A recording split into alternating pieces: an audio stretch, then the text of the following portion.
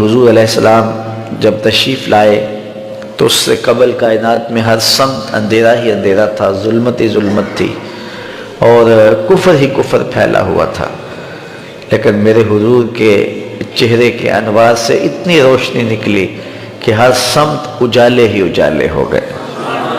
شیخ Saadi کی ربائی ہے نا، بالغ العلا بکمالہ، تو اس میں دوسرا مصرع ہے کشفت دجا بجمالہ، تو اس کا مطلب یہ ہے کہ حضور کے چہرے کی چمک سے ساری ظلمتیں مٹ گئی۔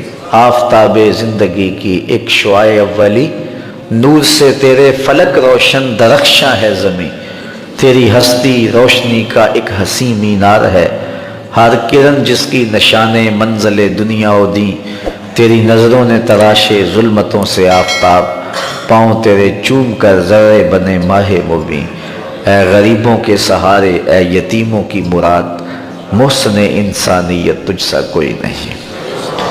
تو گویا حضور علیہ السلام کا جمال، حضور کا حسن کائنات کو روشنیاں دیتا ہے، اجالے بانٹتا ہے، نور بکھیرتا ہے۔ کائنات کے سارے اندھیرے ان کے جمال کی چمک سے ختم ہو گئے اور ہر سمت اجالا ہی اجالا ہو گیا۔ ناگہاں ساکن ہواؤں پر روانی آ گئی اور چمن کے پتے پتے پر جوانی آ گئی۔ آج زانوئے ازل نے صبح پہ انگڑائی لی اور مسکرا کر ایک کرن نے ہاتھ میں شہنائی لی۔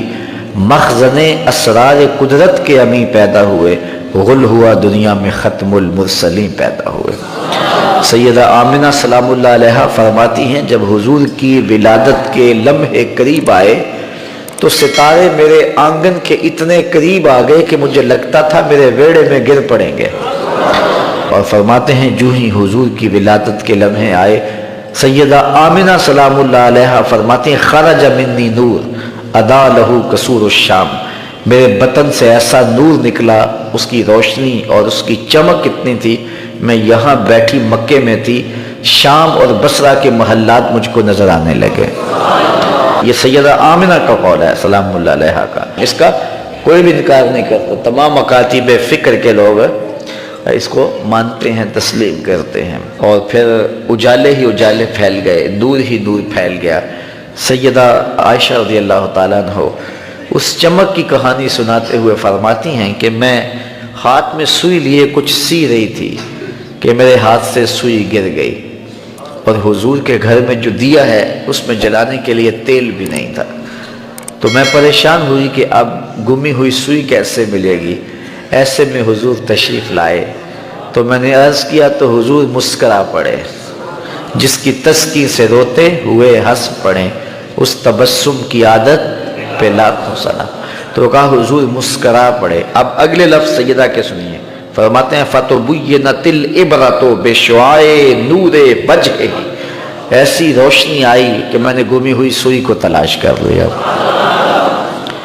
حضرت قاری ثناء اللہ پانی پتی علیہ الرحمہ نے تفسیر مظہری کے اندر لکھا ہے کہ باقاعدہ عورتیں حلیمہ سعدیہ کے گھر آئیں اور کہا حلیمہ تو اتنی امیر ہو گئی ہے کہ رات کو بھی چراغ نہیں بجھاتی، بڑے بڑے امیر چراغ بجھا کے سو جاتے ہیں لیکن تیرے گھر میں رات کو بھی چراغ جلتا ہے، تو بڑی غریب تھی اور تیری تو قسم پرسی ضرب المثل تھی، لیکن اب تو اتنی امیر ہو گئی ہے کہ رات کو چراغ بجھا کے نہیں سوتی۔ تو حضرت حلیمہ سعدیہ نے فرمایا آؤ تمہیں بتاؤں میرے گھر میں کون سا چراغ ہے۔ تو باقاعدہ ان عورتوں کو اپنے گھر لے کے گئیں۔ حضور علیہ السلام پالنے میں تھے، پنگھوڑے میں تھے، تو حضور کی طرف اشارہ کر کے حضرت حلیمہ سعدیہ نے کہا ما کننا نحتاج الی السراج من یوم اخذناہ، جب سے یہ پیارا ہمارے گھر میں آیا ہم نے تو سارے دیے توڑ دیے ہیں، دیے کی ضرورت نہ مشعل کی حاجت، عجب روشنی تو نے پائی حلیمہ، بڑی تو نے توقیر پائی حلیمہ، بنی تو محمد کی دائی حلیمہ۔ کہتے ہیں حضرت حلیمہ سعدیہ کو دوسرے کمرے میں روشنی کی ضرورت ہوتی، حضور کو اٹھا کے وہاں لے جاتی، اور پھر انہیں جب بھوک تنگ کرتی حضور کے چہرے کو دیکھ لیتی، بھوک بھی مٹ جاتی، پیاس بھی مٹ جاتی، اندھیروں میں چراغاں بھی ہوتا، وہ سارا دن تو صحراؤں میں گھوم لیتی تھی، اسے جب بھوک لگتی تھی لبوں کو چوم لیتی تھی۔ حضور نبی رحمت صلی اللہ علیہ وآلہ وسلم کی ولادت سے پہلے کائنات کا نقشہ بہت زیادہ عجیب و غریب تھا. ظلم، تعدی، جور و جبر کا بازار گرم تھا اور انسانیت سسکیاں لے رہی تھی. سکا باپ اپنی بیٹی کو زندہ درگور کر دیتا تھا. بہنوں کی توقیر نہیں تھی. مائیں عزت کی مسند پر اور باپ وقار کی مسند پر نہیں تھے.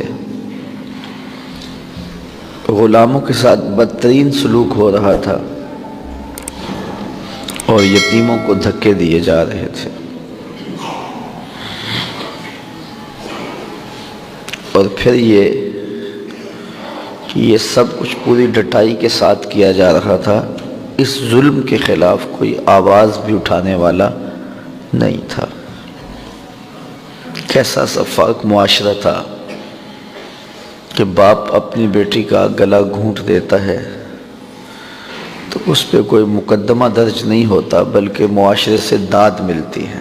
عکاس کے میلے میں 3 بیٹوں نے اپنی سکی ماں کو 900 درہم میں بیچ ڈالا اور 300 درہم آپس میں بانٹ لیے. بیوی کے ساتھ کیا سلوک کرتے ہوں گے الیاذ باللہ. جب بیواؤں کی سسکیاں، یتیموں کی آہیں اور صحرائے عرب میں دبی ہوئی معصوم بچیوں کی چیخیں اور قیدیوں کی پکار اور غلاموں کی چیخیں عرش معلیٰ سے ٹکرائیں تو اللہ کو دکھی انسانیت پہ رحم آ گیا. آمنہ کی آغوش میں محمد عربی تشریف لے آیا. پھر حضور آ گئے. ایک دم ماحول تبدیل ہو گیا. غلاموں کو غلامی سے نجات ملنے لگی. جو غلام آقا جوتا دھوپ سے اٹھا کے چھاؤں میں رکھ دیتا تو آقا اس پہ بھی کوڑے مارتا کہ تو نے میرے جوتے کو میرے دیکھے پوچھے بغیر کیوں چھوا ہے. اس پہ بھی وہ ظلم کرتا اور اسے مارتا. اب اس غلام کا ماجرا ذرا غور سے دیکھیے. حضور معراج پہ جاتے ہیں تو واپس پلٹ کے آئے اور بلال حبشی کو بلا کے کہا بلال تو کون سا نیک عمل کرتا ہے؟ میں نے جنت میں تیرے قدموں کی آہٹ سنی ہے. کیا خیال ہے اس ایک جملے نے ساری تھکن اتار نہیں دی ہو؟ اللہ اکبر. وہ ماں جو منڈی میں بکتی ہے حضور نے جنت کھینچ کے اس کے قدموں میں رکھ دی. اللہ اکبر. وہ بیٹی جو زندہ درگور ہوتی ہے. میرے اور آپ کے آقا و مولا نے ایک جملہ ارشاد فرمایا، ذرا اس کو اس پہلو اور تناظر میں دیکھیں. بیٹیوں کو قتل کرنے والوں سن لو، میری بیٹی فاطمہ میرے جگر کا ٹکڑا ہے. یہ بیٹیاں زندہ درگور ہوتی تھیں اور باپ اپنے ہاتھوں سے کرتا تھا. اور اب بیٹی سسرال میں دکھی ہے تو باپ کے دل کو قرار نہیں آ رہا. میں نے بوڑھے اشخاص دیکھے ہیں مزدوریاں کرتے ہوئے. وہ میاں تم کیوں مزدوری کر رہے ہو اس عمر میں؟ کہتے ہیں ابھی بیٹی کے ہاتھ پیلے کر رہے ہیں. یہ تو زندہ درگور کرتا تھا باپ، اب مزدوری کر رہا ہے.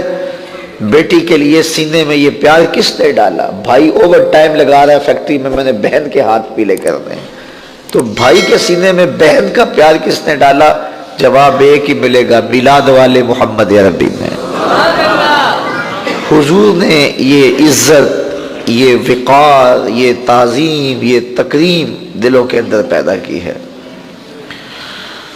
تو یہ زندگی کا جتنا بھی حسن ہے، یہ جتنا بھی نکھار ہے، یہ ہمدردیاں ہیں، یہ جذبات ہیں، یہ الفت کے کرینے ہیں، یہ انداز محبت ہے، یہ رشتوں کا تقدس ہے، یہ بہن کی آبرو ہے، یہ بھائی کا تقدس ہے، یہ ماں کی عزت ہے، یہ بیوی کا احساس ہے، بیٹیاں قرار قلب ہے. یہ سب کچھ کہاں سے ملا؟ یہ حضور علیہ الصلوۃ والسلام کے آنے سے ہی نصیب ہوا ہے. ورنہ انسان تو سفاک بن گیا تھا. نہ خرد کی روشنی تھی، نہ جنوں کی آگ ہی تھی. تیری راہبری سے پہلے یہ جہاں